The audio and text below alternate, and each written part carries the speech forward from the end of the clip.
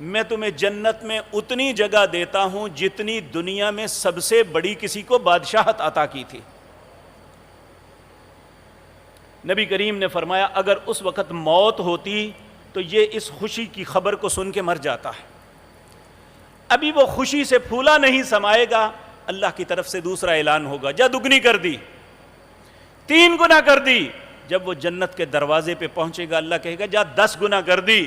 موسیٰ علیہ السلام سے برداشت نہ ہوا، کہنے لگے اے اللہ اگر یہ سب سے غریب ہے تو امیر کیسا ہوگا؟